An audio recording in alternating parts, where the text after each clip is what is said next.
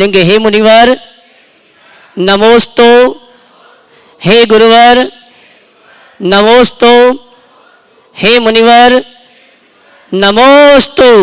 आइए शंका समाधान के प्रथम प्रश्न के लिए मैं आमंत्रित करूंगा रूपाली जी जैन राजनांदगांव, उसके बाद तैयार रहेंगी श्रीमती रेखा जी बावरिया रामगंज मंडित राजस्थान। जी आदर्श महिला मंडल राजनांदगांव एवं राजनांदगांव में संचालित प्रामाणिक पाठशाला की सभी संचालिकाओं एवं सभी बच्चों की ओर से आपके चरणों में त्रिवार नमोस्तु नमोस्तु नमोस्तु।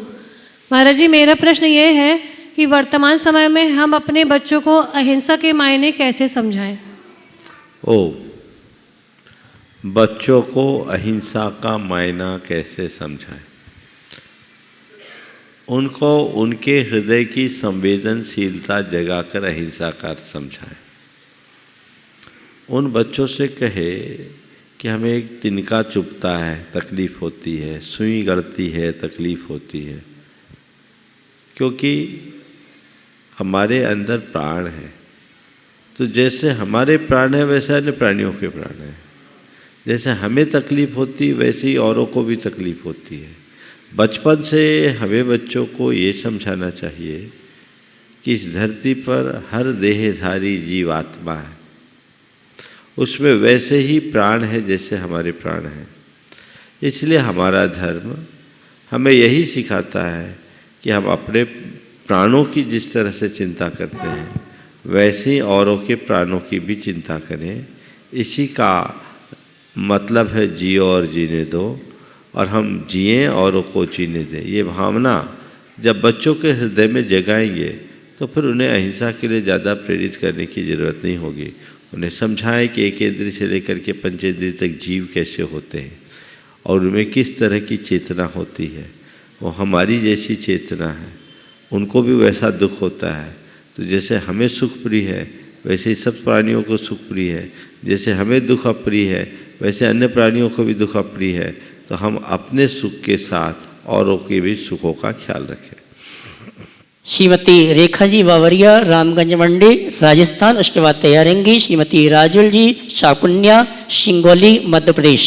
तीनों मोरे राजू के चरणों में कोटि कोटि नमोस्तु नमोस्तु नमोस्तु। सुल्लभ जी को इच्छा में।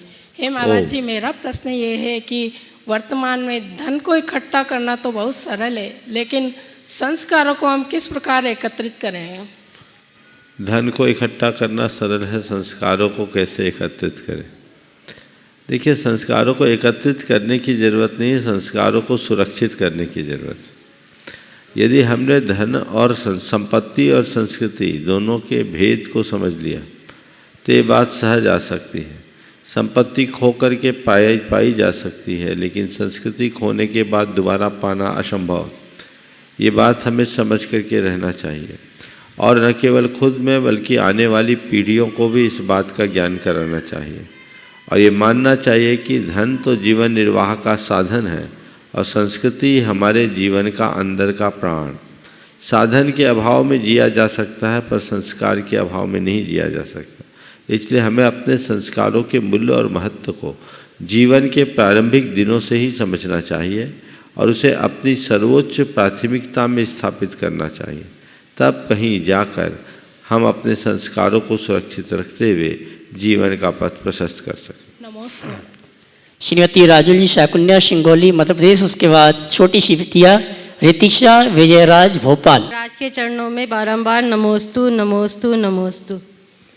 मुनिराज मेरा प्रश्न है कि 14 गुण स्थान में जो अपूर्वकरण, अनिवृत्तिकरण और अध्याकरण आता है उसका क्या अर्थ होता है? नमोस्तु। अपूर्वकरण, अनिवृत्तिकरण, अध्याकरण जो है ना, अध्याकरण कोई गुणस्थान नहीं है, अध्याकरण परिणाम है।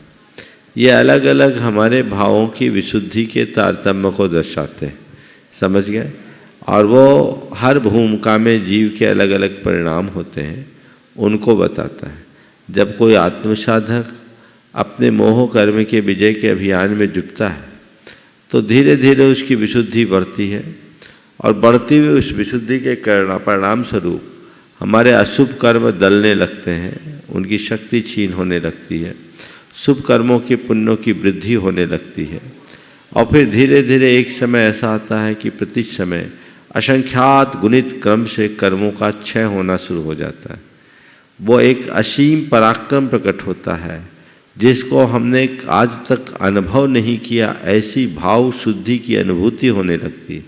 उस अवस्था को अपूर्वकरण कहते हैं, जिसमें कर्म को निरंतर कमज़ोर करते हुए आगे बढ़ा जाता है। समझ गए? फिर एक अवस्था ऐसी आती है जहाँ हम आत्मसाम्य की भूमिका में आ जाते हैं, परम समता अंदर आ जाती है और उसके बल से हमारे आत्मा में दबे हुए मोह कर्मों के मोह भाग को हम वहीं नष्ट करना शुरू कर देते हैं। इसको बोलते हैं निवृत्तिकरण। इस तरह से आगे की व्यवस्था है। कुमारी रितिशा विजयराज भोपाल, उसके बाद तैयार रहेंगे श्रीमान ऋषभ कुमार जी अहमदाबाद। महाराज जी, ये बिटिया प्रश्न पूछ रही है, मैंने पूरी वंदना पैदल की है, मुझे क्या इनाम मिलेगा? क्या बात, बहुत अच्छा। एक बार जोरदार अभिनंदन कर दो इस बिटिया को। इस छोटी सी बेटी ने पूरी वंदना पैदल की है। एक बार इसका मंच से सम्मान करा दो, बुला लो यार भैया, बिटिया को यहाँ ले आना, ताकि दूसरे बच्चे भी उससे प्रेरणा पाए। अच्छा, इसने बहुत साहस का परिचय दिया है। ऐसी भावना भाव कि हम हमेशा करते रहें। इस छोटी सी बिटिया ने पूरी वंदना पैदल की है और इसने प्रश्न किया था कि मुझे क्या इनाम मिलेगा। आज गुरुवार का आशीर्वाद के साथ साथ गुणायतन परिवार को उसके सम्मान औरों मिला। को भी प्रेरणा लेनी चाहिए और इनकी माता पिता को भी सराहना करनी चाहिए कि उनने अपनी बेटी के साहस को बढ़ाया है, उसे घटने नहीं दिया। बहुत बहुत आशीर्वाद। श्रीमान ऋषभ कुमार जी जैन अहमदाबाद, उसके बाद तैयार रहेंगे हमारे चंद्रगिरी तीर्थ क्षेत्र कमेटी के प्रमुख डोंगरगढ़ से श्रीमान सुधीर जी छुई खदान। नमोस्तु महाराज जी, नमोस्तु महाराज जी, नमोस्तु महाराज जी। महाराज जी, मेरी ये शंका है कि कोई ऐसी जगह हो सकती है कि जहाँ अप्रिय घटना ऑटोमेटिक हो जाए। जैसे गाड़ी लेके निकल रहे तो गाड़ी चल रही है और ऑटोमेटिक ए डिवाइडर में भिड़ जाए, ऐसा हो सकता है? सुनने में आया, कई जगह के बारे में कहते हैं, उस जगह को लोग डेंजर जोन बना देते हैं। मुख्य मार्गों में, राजमार्गों में भी कई ऐसे स्थल लोग बोलते हैं कि ये जगह ऐसी है, अगर गाड़ी धीमी ना करो तो एक्सीडेंट हो जाता है। कई जगह लोगों ने मंदिर बना दिए। जो कुछ भी हो, ऐसी घटनाएं सुनने में तो आती है, लेकिन इसका कोई वैज्ञानिक और तार्किक आधार नहीं दिखता। फिर भी मेरी सलाह है कि ऐसी जगह में अगर हम थोड़ा अतिरिक्त सावधानी रखें तो क्या बुराई है, रखना ही चाहिए। हमारा लक्ष्य अपनी यात्रा को बिल्कुल सुरक्षित पूरी करने का होना चाहिए। नमोस्तु महाराज जी, नमोस्तु महाराज। श्रीमान सुधीर जी जैन श्री खदान चंद्रगिरी तीर्थ क्षेत्र कमेटी के प्रमुख, और इसके बाद तैयार रहेंगे अनिल जी जैन इंजीनियर अशोक नगर। महाराज जी नमोस्तु, महाराज जी नमोस्तु नमोस्तु। महाराज जी, जैसे कि आचार्य श्री की एक शिक्षा योजना प्रतिभा स्थली सभी जगह है, वो विश्व वंदनीय है, आप भी विश्व वंदनीय हैं। गुरुदेव, मैं आपसे एक प्रश्न ये करना चाहता हूँ। आप आदिवासी क्षेत्र में अपनी बहुत ही समय यहाँ बिताए हैं, क्या आदिवासी क्षेत्र में आप एक प्रतिभा स्थली की योजना आपका है क्या? मेरी कोई योजना नहीं, गुरुदेव का जो आशीर्वाद वही योजना। जिस दिन गुरुदेव का ऐसा आशीर्वाद होगा उसी दिन यहाँ वह कार्य भी हो जाएगा। और भावना जरूर भानी चाहिए, मैं भी ये भावना भाता हूँ कि ऐसे शाश्वत सिद्ध क्षेत्र में इस तरह का उपक्रम होना चाहिए। श्रीमान अनिल कुमार जैन इंजीनियर अशोक नगर अपने सभी साथियों के साथ। नमोस्तु गुरुजर। गुरुवर, मेरा प्रश्न है, अनायतन, सिद्धायतन और गुणायतन में क्या अंतर है, या क्या है ये तीनों में क्या अंतर है? थोड़ा सा अनायतन, सिद्धायतन, गुणायतन में अंतर पूछा। पहले आयतन का अर्थ बता दूं तो सब समझ। अनायतन, सुनो तो, आयतन का अर्थ बता दूं तो सबका अर्थ लग जाएगा। आयतन का मतलब क्या होता है? जो आश्रय के योग्य है, या घर है, या भंडार है। समझ गए? जहाँ सिद्धों का आश्रय है, सिद्धों का निवास है, सिद्धों का घर, उसको बोलते सिद्धायतन। जहाँ गुणों का आश्रय है, गुणों का निवास है, गुणों का घर है, उसका नाम गुणायतन। और जहाँ किसी का घर नहीं है उसका नाम अनायतन। समझ गए? चलिए, नमोस्तु महाराज। अगले प्रश्न के लिए सुरेश। श्रीमान सुरेश जी तैयार रहे। इधर भराउत होता खाली, भरते भरते हो काली, सुधा मिटे नैवेद्य चढ़ाऊं, प्रभु पद आगे भर थाली। महाराज जी ये इधर भरना उधर वापस खाली हो जाना और बार बार भर कर भी खाली हो जाना और सुधा का मिटने से क्या तात्पर्य है? इधर भरे उधर खाली, ये रोज का अनुभव है कि नहीं? बोलो। बिल्कुल है। रोज भाली भरते हो, रोज खाली करते हो, है ना? ये संसार है जहाँ हमारी तृष्णा कभी नष्ट नहीं होती। इस अबुझ तृष्णा में हर संसारी प्राणी यूं ही भटकते रहता है। हमारी एक इच्छा पूरी होती है, उसका स्थान दूसरी अनंत इच्छाएं ले लेती। जिसे इस सत्य का बोध होता है वही अपने इस आपाधापी से अपने आप को मुक्त कर सकता है। रोज भरा रोज खाली। और अगर अपने खुद के अनुभव को देखो तो सवेरे खाली करते तभी भर पाते हो, है ना? हाँ, अगर खाली नहीं करो तो भर भी नहीं पाओगे। तो इसे मैं दूसरी तरफ भी ले जाना चाहता हूँ। इधर भरा उधर खाली, ये हमारी मन की परिणति तो है ही। और ये मान करके चलो कि अपने आप को स्वस्थ बनाए रखना चाहते हो तो केवल भरने की जगह खाली करने का भी ध्यान रखो, ताकि जीवन में संतुलन बना रहे। मात्र भरोगे खाली नहीं होगी तो फिर तबाह हो जाओगे। एक दिन खाली नहीं होता तो मन कैसा बेहाल हो जाता है ना? इसलिए भरो तो पहले खाली भी करो।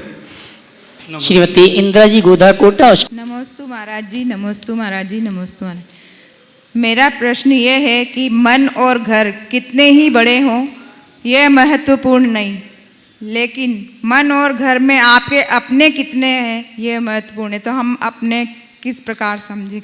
मन और घर कितने बड़े हैं ये महत्वपूर्ण नहीं, मन और घर में अपने कितने हैं ये महत्वपूर्ण है। जिनका भी ये वाक्य है बहुत बोधपूर्ण वाक्य है और हमें इसे सीख लेना चाहिए। अपने घर में अपनत्व को बढ़ाने का प्रयास करना चाहिए। किसी भी घर की सुंदरता और भव्यता का आधार उसकी साज सज्जा या आकार नहीं है, उसकी आंतरिक भित्ति, उस परिवार में रहने वाले लोगों के आपसी संबंध और सरोकार है। जब हमारे संबंध अच्छे होते हैं, सरोकार अच्छे होते हैं तो परस्पर सौहार्द बढ़ता है, अपनत्व बढ़ता है, प्रेम बढ़ता है, आत्मीयता बढ़ती है। हमें उसे बढ़ाने की कोशिश करनी चाहिए। वो बढ़े तभी हम अपने घर को एक अच्छा घर कह सकेंगे।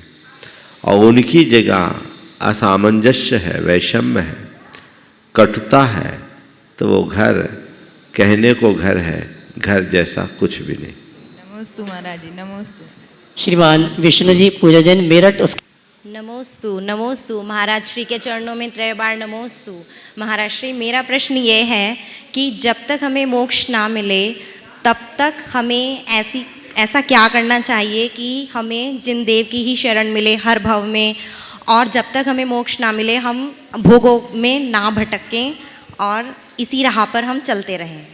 बहुत उत्तम भाव है आपके। इस भाव को अपनी हर सांस में बिठा दो।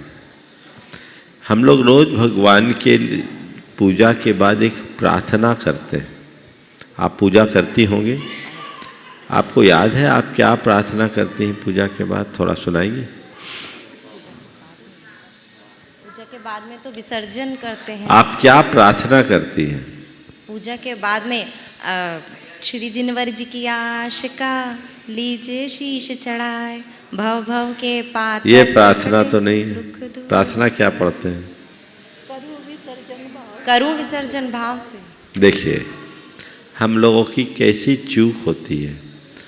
मैं आपकी बात नहीं कर रहा हूँ, अगर इस सभा से पूछूंगा तो प्रायः सब लोग ऐसी ही गलती दोहराएंगे जो आपसे प्रकट हुई, पर मैं किसी को एक्सपोज न करके सीधे सीधे अपनी बात पे आ जाता हूँ। पूजा के बाद हम लोग पूरी पूजा का सार जो है ना वो प्रकट करते हैं, पर उस समय इतनी जल्दी में होते हैं कि सब कुछ यांत्रिक हो जाता है। शांति पाठ के बाद हम इष्ट प्रार्थना करते हैं। शास्त्रों का हो पठन सुखदा, लाभ सत्संगति का, सद्वृत्तों का श्रेयस कह के, दोष ढाकू और बोलूं प्यारे वचन हित के, आपका रूप ध्याऊं, तोलो सेऊं चरण जिनके, मोक्ष जो लो न पाऊं। जब ये पंक्तियां दोहराती हैं तो ये ख्याल आता है, भगवान जब तक मुझे मोक्ष न मिले तब तक आपके चरणों की सेवा करती रहूं। हाँ जी, आता है। तो पद मेरे हिय में, मम ही तेरे पुनीत चरणों में, तब लो लीन रहे प्रभु, जब लो न पाऊं मोक्ष पद मैंने। तो ये जो पंक्तियां हैं, इन पंक्तियों का भाव भाषण जिसको होने लगेगा उसके जीवन में वह सब बात घटित हो जाएगी जिसकी उसे अपेक्षा है। पर लोगों को पता ही नहीं है कि हम प्रार्थना भी करते हैं। ये कितनी उदात्त प्रार्थना है। हमने इस पूजा से और कुछ नहीं चाहा। तो आज आपके माध्यम से मैं सभी से कहता हूँ, कल से एक पूजा कम कर लेना, पर इस प्रार्थना को प्राणों से करना। जल प्रार्थना का कोई अर्थ नहीं होता, इस बात को सदैव याद रखना। ठीक है? हमारे भाव इसमें लगेंगे तो बिल्कुल, तब तक हमें, जब तक मोक्ष नहीं मिले, बस जब खाली हो यही भावना भाव, हे भगवान जब तक मोक्ष ना मिले तब तक आपका, हाँ बस भोगों में ना फंसे कि हर भोग में। एक दोहा और बता देता हूँ, उसे रोज दोहराओ। मात्र भावना मम रहे, टूटे कर्म संयोग, देव शास्त्र गुरुदेव का सदा मिले शुभ योग। बस इन्हें दोहराते रहो। श्रीमान आनंद जी चंदेरी। हमारे आराध्य प्रमाण सागर जी महाराज एवं सभी मुनि राजों के चरणों में कोटि सा नमन बंदन। महाराज श्री पंचायतन शैली से मंदिर निर्माण से क्या तात्पर्य होता है, हम सभी को विस्तार से समझाएं। नमोस्तु महाराज जी। ये मंदिर की कई प्रकार की शैलियाँ हैं। जैसे एक प्रसिद्ध शैली है नागर शैली। अभी वर्तमान में देश में जितने भी मंदिर बन रहे हैं, जैसे बड़े बाबा का मंदिर जो बना वो नागर शैली का मंदिर, जिसमें गर्भगृह मंदिर होता है, सभा मंडप, नृत्य मंडप, श्रृंगार चौकी आदि होती है। सबसे पृष्ठ भाग में भगवान होते हैं और उसके बाद उसकी कई शाखाएं प्रशाखाएं होती है। ये एक प्रसिद्ध बृहत्तर मंदिर का एक स्वरूप है जिसे नागर शैली के रूप में जाना जाता है। राम मंदिर भी इसी नागर शैली में बन रहा है। दूसरी शैली है दक्षिण भारतीय तमिल शैली, जिसमें आप देखते हैं कि एक शिखर, एक से अलग कटिंग के साथ उसके शिखर में अंतर होता है। उसमें एक केवल गर्भगृह होता है और उसके बाहर एक चौकी होती है। तीसरी शैली है कोणार्क उड़िया शैली, जो कोणार्क का सूर्य मंदिर है। एक शैली है राजस्थानी शैली, जिसमें अलग अलग गुम्मटें और कंगूरे बने होते हैं, जैसे महावीर जी की। ऐसी एक प्राचीन शैली है पंचायतन शैली। पंचायतन शैली में चारों कोनों में 4 और मध्य में एक जिनालय, ऐसे 5 मंदिरों का समूह होता है जो यहाँ बनने जा रहा है। आप देख रहे 5 शिखर, उत्तुंग शिखर है, तो ये 5 शिखरों से युक्त है। पंचायतन शैली का मंदिर है, यानी इसे एक मंदिर में ही पंच मंदिर मान लो। ये पंच मंदिर है, 5 मंदिर है, ऐसा समझकर चलना चाहिए। अभी चूँकि ज़्यादातर लोग नागर शैली का ही मंदिर बनाते हैं, उसमें जगह थोड़ी ज़्यादा मिल जाती, पर यहाँ की पूरे के पूरे परिसर और प्रयोजन को देखते हुए हमने पंचायतन शैली को प्रमुखता दी, जो आज आप सबके सामने। नमोस्तु महाराज जी, नमोस्तु। श्रीमान राजकुमार जी जैन, अंसारी परिवार, अशोक नगर। मुनिश्री प्रमाण सागर जी महाराज के चरणों में नमोस्तु, समस्त मुनि संघों के चरणों नमोस्तु नमोस्तु नमोस्तु। हे गुरुदेव, मेरा प्रश्न है, पिछले 7-8 साल पहले हमारे अशोक नगर में एक मूर्ति विराजमान करने के मेरे भाव हुए थे, लेकिन किसी कारणवश अभी मूर्ति विराजमान नहीं हो पा रही, तो उससे क्या मैं पाप का भागी बन रहा हूँ क्या? देखो, बहुत मूर्ति विराजमान करने के भाव थे तो कर दो, पर यदि प्रतिष्ठा नहीं हो पा रही है और आपने अपनी व्यवस्था दे दी है, तो अब फिर केवल एक ही भावना भाव की जल्दी वो निमित्त आए ताकि भगवान विराजमान हो सके। नमोस्तु गुरुदेव, नमोस्तु। और चलते हैं शंका समाधान के इस सदन में जो भी श्रावक श्राविका उपस्थित हैं, उन सभी की ओर से परम पूज्य मंच पर जो मुनि संघ विराजमान हैं, उनकी शंकाओं के समाधान के माध्यम से इस कार्यक्रम को गति प्रदान करेंगे। और आइए सर्वप्रथम मैं निवेदन करूंगा अलक्षी निजानंद सागर जी महाराज से कि अपनी शंका के समाधान के माध्यम से हम सभी का मार्ग प्रशस्त करें। इस कार्यक्रम, इस शंका समाधान कार्यक्रम को देख करके भगवान के समोसरण की याद आ जाती है। भगवान महावीर स्वामी के समोसरण में राजा सेवक ने 1 प्रश्न 2 प्रश्न नहीं, 1000 2000 प्रश्न नहीं, 60,000 प्रश्न पूछे थे। इसी प्रकार यहाँ पर भविष्य के भगवान मुनिराजों को नमोस्तु कह के मेरा भी 2 प्रश्न तो समोसरण संबंधी आ गए, तीसरा मुख्य है। तो पहला प्रश्न है कि समोसरण में समाधान तीर्थंकर स्वयं देते हैं या कोई दूसरे माध्यम से समाधान मिलता है, क्योंकि तीर्थंकरों के भाव मन और इच्छा का तो अभाव हो गया है। और दूसरा प्रश्न है, भगवान की जो दिव्य ध्वनि खेलती है वह सर्वांग से खेलती है या मुख से खेलती है, अक्षरात्मक खेलती है कि अनक्षरात्मक ओंकार रूप किस प्रकार खेलती है। और तीसरा प्रश्न है,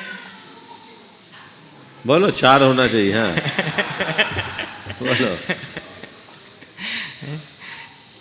आप तो भगवान बनने के मार्ग पर बहुत आगे बढ़ गए महाराज जी, हम लोग भी भगवान बनने के मार्ग पर चलें, क्योंकि जैन धर्म में जो भी क्रियाएं की जाती हैं, चाहे साधक लोग हों वो भी जो भी क्रिया कहते हैं सकल कर्म क्षयार्थ के लिए कहते हैं, भगवान बनने के लिए। श्रावक लोग भी जो क्रिया कहते हैं, पूजन विधान कहते हैं, जल से फल तक जो द्रव्य समर्पित कहते हैं, वो भी भगवान बनने के लिए ही कहते हैं।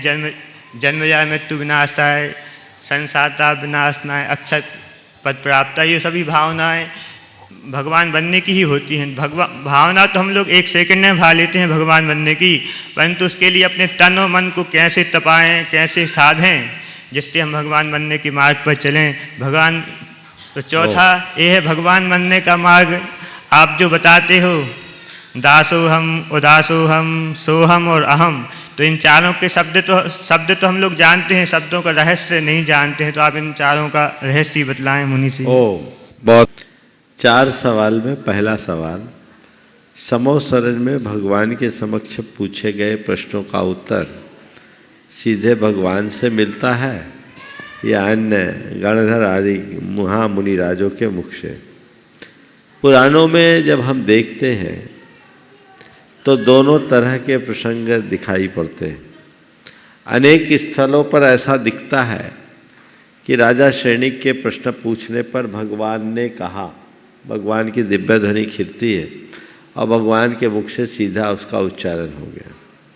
और कई बार ऐसा भी देखने को मिला है, अनेक स्थलों में उनकी बहुलता इसकी है कि सैनिक ने गणधर से पूछा और भगवान की वाणी के आधार पर गणधर ने उनका उत्तर दिया।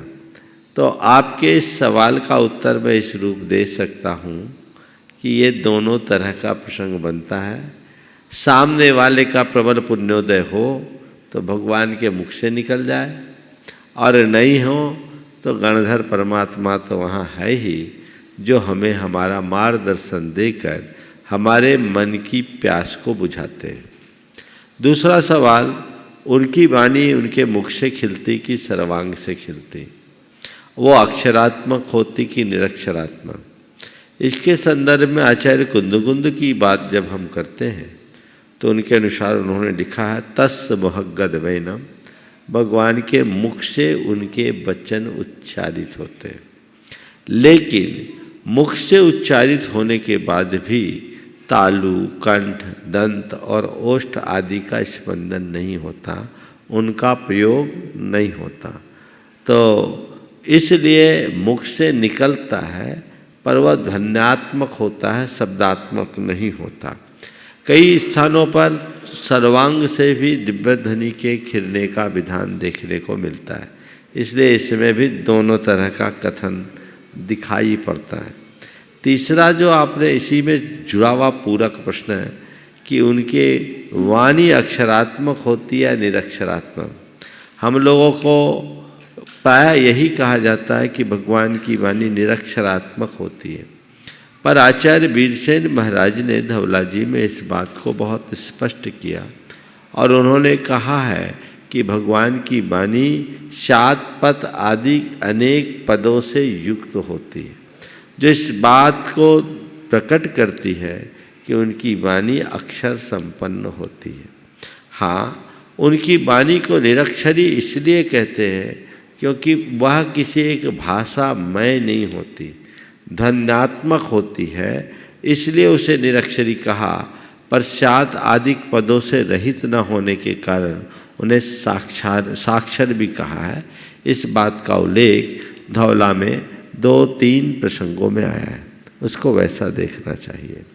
आपने पूछा भगवान बनने की जो प्रक्रिया है, उस प्रक्रिया में हमें एक आम गृहस्थ या साधक अथवा मुनि को किस भांति तप करना चाहिए। तप का एक ही लक्ष्य है, वह है इच्छाओं का निरोध।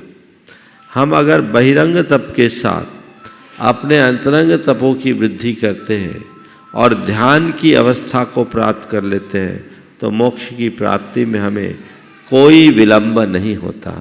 इसलिए हमारी दृष्टि उस ध्यान को संपन्न करने की होनी चाहिए। मोक्षोपलब्धि का ही एक रास्ता है और जब तक हम उस ध्यान तक नहीं पहुंच पाए तब तक शुद्धात्मा की भावना भानी चाहिए। ध्यान ही मोक्ष का मूल आधार है। जो भी मुक्ति को पाए हैं वो परम तपरूप जो ध्यान है उसके ही बल पर पाए हैं। हम जब उस ध्यान को साधेंगे तभी मोक्ष के अधिकारी बन सकेंगे।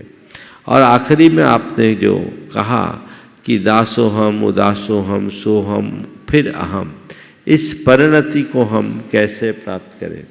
गुरुदेव का ये बड़ा सुंदर सूत्र वाक्य है कि तुम अपना कल्याण करना चाहते हो तो पहले भगवान के दास बनो, उनकी शरण में आओ, उनकी संगति में शरणार्थी बनकर जाओ। उनकी शरण में आने के उपरांत अपना सब कुछ अर्पित करो। जैसे जैसे भगवान की शरण में आते हैं हमारे अंदर संस्कार से उदासीनता बढ़ने लगती है, तो उदासो हम, अब भोगों की चाह मेरे मन में शेष नहीं रही, ये उदासीनता का द्योतक है। फिर धीरे धीरे सोहम, प्रभु अब आपकी शरण में आने के बाद तो मुझे ऐसा प्रतीत होने लगा कि आप में और मुझ में कोई अंतर ही नहीं है। जैसे आप हो वैसे ही मैं हूँ, मुझ में और आप में कोई मौलिक अंतर नहीं। इस प्रतीति का नाम है सोहम। और जब ध्यान में डूबते हैं तो द्वैत भी समाप्त हो जाता है, अद्वैत प्रकट होता है। प्रभु अब मुझ में और आप में का भेद खत्म हो गया, मैं ही भगवान हो गया हूँ, आप और मैं दोनों मिलकर एक मेक हो गए। इस अहम की प्रतीति ही चरम अवस्था है। तो गुरुदेव का ये वाक्य बहुत ही प्रेरणाप्रद है। दासोहम उदासोहम सोहम फिर अहम, भक्त से भगवान बनने की यही प्रक्रिया है। और ये शंका समाधान के इष्ट सदन की ओर से निवेदन है परम पूज्य मुनिवर शीतल सागर जी महाराज से कि अपनी शंका के समाधान, शंका के माध्यम से हम सभी को परम पूज्य मुनिवर के मुख से ऐसा उत्तर मिले कि हम भी भगवान बनने के मार्ग में अग्रसर हो सकें। ओम नमः सिद्धिभ्य। पद्म पुराण ग्रंथ में एक प्रसंग आया, राम और सीता जी पड़गान करते हैं जंगल में, 2 मुनिराज, और वो मुनिराज का पाद प्रक्षालन करके गंधोदक को एक वृक्ष के नीचे रख देते हैं। उस वृक्ष के ऊपर एक गृद्ध पक्षी बैठा हुआ और उसको ये घटना देख के जाति स्मरण हो जाता है। वो पश्चाताप के साथ उस गंधोदक को अपने ऊपर डालने के लिए पंख फड़फड़ा देता है। तो जहाँ गंधोदक जैसे ही उनके शरीर पर लगता है जटायु के, वो पूरा स्वर्णमय हो जाता है, सोने का हो जाता है। प्रश्न ये है कि राम और सीता जी का माथा जहाँ उन्होंने गंधोदक लगाया था वो स्वर्ण का क्यों नहीं हुआ, और जटायु का पूरा शरीर स्वर्ण का हो गया? तो अनुमोदना ज़्यादा फल दे सकती है क्या कृत से भी? बहुत बहुत अच्छा सवाल, एक अलग एंगल से आपने उपस्थित किया। अभी तक इस उदाहरण को दान की अनुमोदना के पुण्य की सराहना के रूप में प्रकट की जाती है। आज आपने जिस अर्थ में सवाल उठाया है वहाँ दाता के भाव की प्रमुखता को आपने उपस्थित किया। बिल्कुल ये सही है, जिस जटायु पक्षी की बात है, जिसका पंख स्वर्णमय हो गया उसके भक्ति के प्रताप से और मुनिराज के उस गंधोदक के प्रताप से। सवाल बहुत अच्छा किया है कि जटायु का पंख तो स्वर्णिम हो गया, पर उससे पूर्व जिसे माथे पर लगाया गया वो स्वर्णमय क्यों नहीं हुआ? इसके उत्तर में एक वाक्य में केवल इतना ही कहूँगा, जो पहले से ही दैदीप्यमान सोना है वो और सोना क्या होगा। जटायु का पंख स्वर्णिम हुआ ये तो फिर भी अच्छा लगता है, पहले से चमक रहे थे वो लगेंगे तो कुछ पता भी नहीं लगेगा। ये तो अपना जीवन रत्नमय बना दिए। इनके हृदय में एक श्रद्धा थी देव गुरु शास्त्र के प्रति।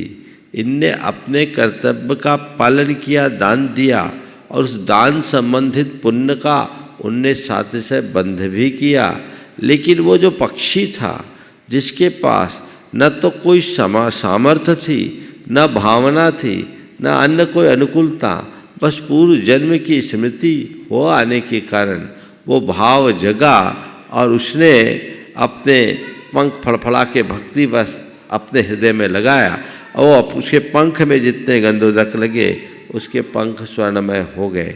तो एक अपात्र के भीतर जब पात्रता प्रकट होती है तो मैं समझता हूँ लोहा सोना बन जाता है, और जो पहले से ही पात्र है उसके लिए पात्रता प्रकटाने की कोई बात ही नहीं है। उनको साथी से पुण्य का बंध हुआ, उसमें किसी भी प्रकार का संशय करने की बात नहीं है, और महाराज जी को भी नहीं है। ये तो संदेश महाराज जी देना चाह रहे हैं, तो वो कोई बात नहीं है। लेकिन इसमें विचार केवल ये करना है कि सोने को अब और क्या बनाया जाएगा, वो तो पहले से ही सोने थे। और देखिए, चलिए। और आइए आप सभी की ओर से निवेदन है परम पूज्य मुनि श्री निर्वेक्ष सागर जी महाराज जी से। नमोस्तु भगवान, पर्याप्त समय है। प्रतिदिन जब हम साधना करते हैं तो मंगलाचरण के रूप में ओकारम बिंदु संयुक्तम नित्यम ध्यायन्ति योगिनः कामदम मोक्षदम चैव ओंकाराय नमो नमः। योगी जन जिस ओम का ध्यान निरंतर करते हैं, जो मन वांछित फल को देने वाला है, मोक्ष के फल को देने वाला है, ऐसा ओमकार का महत्व सारे के सारे दर्शनों में है। तो जैन दर्शन में ओमकार का क्या महत्व है और इसका ध्यान कैसे किया जा सकता है, इस विषय में आपका मार्गदर्शन हो तो हम सभी का उद्धार हो, ऐसी भावना है। बहुत बहुत अच्छा सवाल ओंकार के संदर्भ में महाराज श्री ने पूछा है। दरअसल ओंकार एक ऐसा मंत्र है जिसे प्रणवनाद और अनहद बीज के रूप में जाना जाता है। सभी भारतीय परंपराओं में ओंकार इस मंत्र का प्रयोग किया जाता है। जैन परंपरा में ओंकार की इस महिमा का अनुभव महाराज श्री के मुख से उद्धृत श्लोक के माध्यम से ही किया जा सकता है। जहाँ अभी कहा गया ओकारम बिंदु संयुक्तम नित्यम ध्यायन्ति योगिना कामदम मोक्षदम चैव ओंकाराय नमो नमः, कि ओकार पर जब हम बिंदु लगा देते हैं तो ओंकार बन जाता है, जिसका योगीगण नित्य ध्यान करते हैं। वो हमारे कामनाओं को भी पूरा करता है और मोक्ष को भी प्रदान करता है, जो हमें लोक और लोकोत्तर दोनों हितों की पूर्ति करे, जो काम और मोक्ष दोनों को प्रदान करे, उसका नाम है ओम। जो ओम को ध्याता है वो सोम बन जाता है। ओम से सोम तक पहुँचते हैं। अपनी आत्मा के पूर्ण विकास का मूल आधार ओम है।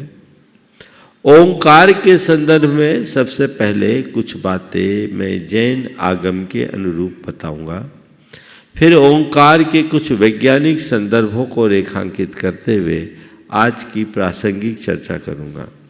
जैन धर्म के अनुसार ओंकार 3 लोक का आधार है। हम 3 लोक में अधोलोक, ऊर्ध्वलोक और मध्यलोक जानते हैं, है ना। तो अधोलोक का अ निकाल ले, ऊर्ध्वलोक का ऊ निकाल ले और मध्यलोक का म मिला दे तो क्या बनेगा? अ उ ओम। ओम हो गया। तो ओंकार में 3 लोक आ गया। दूसरी बात, ओंकार पंच परमेष्टि का द्योतक है। हमारे 5 परमेष्टि हैं, अरहंत, सिद्ध, आचार्य, उपाध्याय, साधु। अरहंत का अ, सिद्ध को हम अशरीरी कहते हैं, उनका अ, आचार्य का आ, इन तीनों को मिलाए तो आ हुआ। उसमें उपाध्याय का ऊ मिला दिए तो ओ हो गया, और साधु यानी मुनि का म मिला दिए तो ओम हो गया। तो ओम को ध्याते ही पंच परमेष्टि का ध्यान समाहित हो जाता है। हमारे भगवान की जो वाणी है वो ओंकारमय है। तो जिनकी वाणी ओंकार में भगवान की वाणी होते, दिन की ध्वनि है ओंकार रूप, निराक्षर में महिमान। हाँ, पूजा आप लोग रोज करते हो, याद हमें दिलाना पड़ा। तो ओंकार रूप, ओंकार से संपूर्ण वांग्मय का सृजन हुआ। तो जो भी आज का वांग्मय है उन सब का आधार ओंकार है। और ओम संस्कृत भाषा में ओम स्वीकृति और सम्मति का भी द्योतक होता है। कोई काम आप कर रहे, आपने ओम बोल दिया, नहीं हाउ हो गया। क्या हो गया? हाउ। हाँ, सम्मति का द्योतक है। तो ये ऐसा ओम है। इस ओंकार के ध्यान से मोक्ष की उपलब्धि होती है। वर्तमान में इस पर अनेक शोध हुए, प्रयोग भी हुए। हमारी जो वाणी का स्तर है वो पश्चंती से शुरू होकर वैखरी तक आता है। पश्चंती, मध्यमा, परावाक और वैखरी, ये 4 स्तर होते हैं हमारे शब्द की यात्रा के। हमारी नाभि से शब्द यात्रा की शुरुआत होती है, ऐसा प्राचीन भारतीय भाषाविद कहते हैं, ध्वनि विज्ञानी कहते हैं। तो जब नाभि से होती है तो वहाँ से अ की शुरुआत होती है, हृदय तक आते आते ऊ होती है, समझ गए।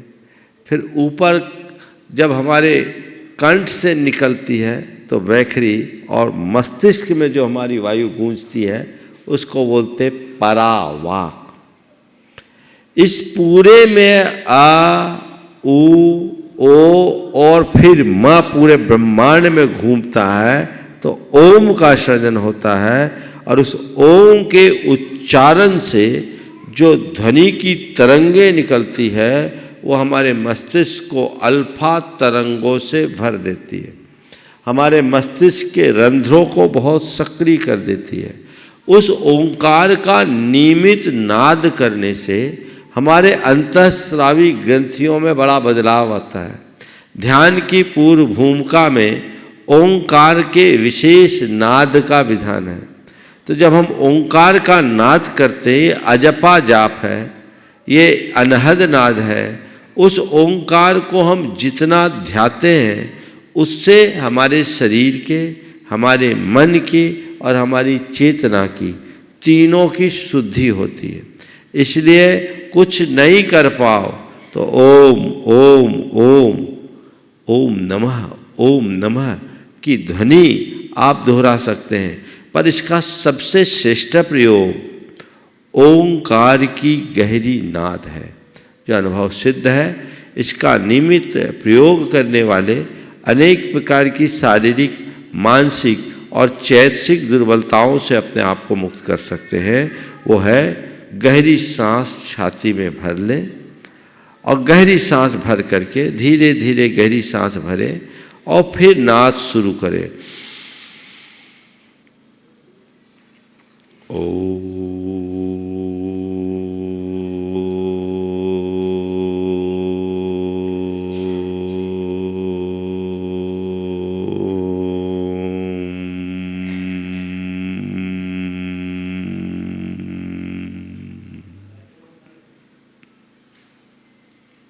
इस तरीके से आप ओम का नाद कर सकते हैं।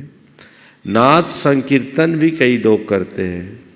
सामूहिक रूप से बैठ गए, एक ने ओम बोला, फिर दूसरे ने बोला, फिर तीसरे ने बोला, फिर चौथे ने बोला। उसकी ध्वनि की तरंगे एक दूसरे से टकराती है और पूरे वातावरण में सकारात्मकता भर सकती है। ये हमारे देश की एक बहुत बड़ी उपलब्धि रही और बहुत अच्छी साधना का अंग रहा, लेकिन हम लोग इन सब चीज़ों को भुलाते जा रहे हैं। इन्हें पुनः प्रयोग में लाना चाहिए। वैश्विक स्तर पर ओंकार के ध्यान, ओंकार के नाद का चलन बहुत तेज़ी से बढ़ रहा है। लोग भी इसे उपयोग में ले तो उसका दोहरा लाभ मिल सकता है। मैं समझता हूँ सार संक्षेप में ओंकार की बात हो गई। कोई दूसरी बात महाराज जी करे तो और अच्छा रहेगा जी। और यदि महाराज की दृष्टि में ओंकार से कोई बातें रह गई हो तो महाराज भी उसे रख दे तो और अच्छा है। अब ओंकार की लिपि जैसे कभी जो वर्तमान में ओंकार चल रहा है प्राकृत का, और ये पूर्व में ओम लिखा जाता था। ध्यान के समय दोनों का आकार कुछ और होना चाहिए या ओ में लिख करके माँ लिखा जाता, वो सही है? देखिए, महाराज जी ने बहुत अच्छी बात की। मैंने जानबूझ करके इस विषय को छुआ नहीं था, क्योंकि हमेशा सर्वव्यापकता से ओम से मतलब है। ये अलग अलग लिपि और हर अक्षर की अलग अलग लिपि में अलग अलग आकृति बनती है। जब हम अपनी वर्तमान देवनागरी लिपि में लिखते हैं तो ओम को वर्तमान जो रूप है वही है, और जब हम प्राकृत में ओम लिखते हैं, जो मुझे लगता है वो अलग लिपि में है, ओम और ह्रीम दोनों अक्षरों को, तो वो उसकी संरचना दोनों अलग अलग हो जाती है। अब महाराज जी ने पूछा है कि ध्यान में किसका ज़्यादा प्रभाव पड़ता है, तो आप मुझसे पूछोगे तो मैंने अभी तक जितना भी ध्यान किया है, जो जैन परंपरा में प्राकृत वाला ओम है उसका ही किया है। ये जो ओम है, जय लिख करके ये ओम बन गया, ये ओम है। दिख पाएगा लोगों को, सब जानते हैं। तो मैंने इसका ही किया है, इसका मुझे अनुभव, ये ओम है। तो ये अलग अलग लिपि में अक्षर है, लेकिन इसका जो मेरा कहना है कि इसके अंकन से ज़्यादा प्रभाव इसका ध्वनि का होता है। ध्वनि की जो नाद होती है बहुत प्रभावी होती है, जो मैंने अनुभव में किया। मैं अपना एक अनुभव बताता हूँ। जब मैं बहुत थकान सा महसूस करने लगता हूँ तो कुछ नहीं करता, थोड़ी देर ओंकार की नाद करता हूँ और अपने आप को वापस फिर ऊर्जा से भरा हुआ महसूस करने लगता हूँ। तो ये ओंकार की नाद कर सकते हैं। हर किसी का अपना अपना अनुभव हो सकता है, वो और रूपों में भी कर सकते हैं। चूँकि मेरे संस्कार में यही ज़्यादा है इसलिए मैं ये करता हूँ, पर इसका अर्थ मैं ये नहीं कहता कि दूसरे वाले में असर नहीं होगा। वो लिपिगत भेद है और लिपि अलग हो सकती है, ध्वनि एक होती है। हम ध्वनि को प्रमुखता दें। जीवन में प्रत्येक व्यक्ति सफलता चाहता है, किसी भी कार्य को जब प्रारंभ करता है तो ये भावना भाता है कि मैं इस कार्य में पूरी तरह सफल हूँ। और सफलता के साथ साथ एक बहुत महत्वपूर्ण चीज़ है, वो है प्रसन्नता। हमारा पुरुषार्थ यदि हमारी प्रसन्नता छीन ले और सफलता मिल जाए तो शायद वो कार्यकारी नहीं होगा। प्रसन्नता और सफलता यदि कभी दोनों में से कोई एक ही वस्तु मिलने, या तो सफलता मिले या प्रसन्नता मिले, तो हमें किसका चुनाव कर लेना चाहिए। और वास्तव में ज़िंदगी में सफलता और प्रसन्नता का अर्थ क्या है, ये आज हमारी युवा पीढ़ी को समझ में आ जाए तो आज जो भागा दौड़ी कर रहे हैं कि सब कुछ मिलने के बाद भी प्रसन्नता गायब हो जाती हैं, तो वास्तव में प्रसन्नता और सफलता का ज़िंदगी में क्या अर्थ है, और यदि दोनों में कभी एक मिले तो हमें किसे स्वीकार करना चाहिए। पूज्य मुनि श्री के बहुत अच्छा सवाल महाराज श्री ने उपस्थित किया। सफलता और प्रसन्नता, पहले दोनों का अर्थ हमें समझना होगा, तब फिर दोनों के मध्य चुनाव के संदर्भ में बात की जाए। किसी निर्धारित लक्ष्य को प्राप्त कर लेने का नाम सफलता है, और प्रसन्नता अपनी स्थिति में संतुष्ट रहने का नाम प्रसन्नता है। किसी लक्ष्य को प्राप्त करने के लिए आगे बढ़ना बहुत अच्छी बात है, प्रेरणा मिलती है, और उसे पा लेना सफलता है जो स्वागत योग्य है। लेकिन वह सफलता अर्थहीन है जो असंतुष्टि दे, जिससे संतुष्टि ना मिले। तो मैं सफलता का निषेध नहीं करता, पर जिसे तुम सफलता मानते हो उसमें प्रसन्नता भी दिखनी चाहिए। प्रायः सफलता के पीछे भागने वाले आज की पीढ़ी सफलता तो हासिल कर लेती है, पर उसकी प्रसन्नता छिटक जाती है, क्योंकि नित्य प्रति उसके लक्ष्य बदल जाते हैं। और जैसे जैसे लक्ष्य बदलते हैं, मनुष्य एक प्रकार की असंतोष की ज्वाला में झुलसने लगता है, और अंदर की असंतुष्टि उसे दौड़ाती है, जो उसे अंदर से कमज़ोर करती है। वो कमजोरी से हमें अपने आप को बचा करके चलना है, तब कहीं जाकर हम अपने जीवन को सफल और सार्थक बना सकेंगे। वह सफलता सार्थक है जिसमें प्रसन्नता है। मैंने पर्वत पर चढ़ने का लक्ष्य रखा, चढ़ गए, सफल हो गए, लेकिन पर्वत पर चढ़ने के बाद यदि मन में प्रसन्नता नहीं आई, अगर मन में प्रसन्नता नहीं आई तो चढ़ने का मतलब क्या हुआ। तो जो भी लक्ष्य प्राप्त करूं उसमें मेरी संतुष्टि होनी चाहिए, और हमें ऐसा ही लक्ष्य चुनना चाहिए जिसमें संतुष्टि हो। औरों की असंतुष्टि जिससे हो, उस लक्ष्य को प्राप्त करने से कोई मतलब नहीं। हर हाल में संतुष्ट और प्रसन्न रहने की कला कन्हैयालाल मिश्र प्रभाकर ने इस संदर्भ में बहुत अच्छी बात की याद आ गई, 1 मिनट में पूरी होगी। सफलता और प्रसन्नता की बात चल रही थी,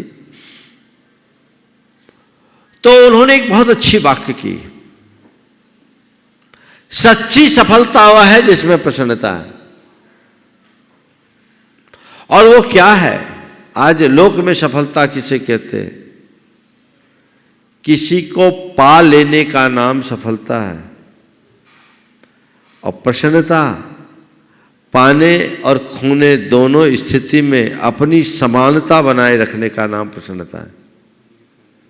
पाने और खोने दोनों में अपनी स्थिरता बनाए रखने का नाम प्रसन्नता है। तो वही सफलता है जिसमें हमारी प्रसन्नता टिके। उन्होंने बहुत अच्छा उदाहरण दिया कि एक मंत्री जब चुनाव लड़ा, पूरी ताकत से लड़ा और मंत्री बन गया। दोबारा चुनाव आया, पूरी ताकत झोंकी, प्रतिपक्षी भारी पड़ गए और वह हार गया।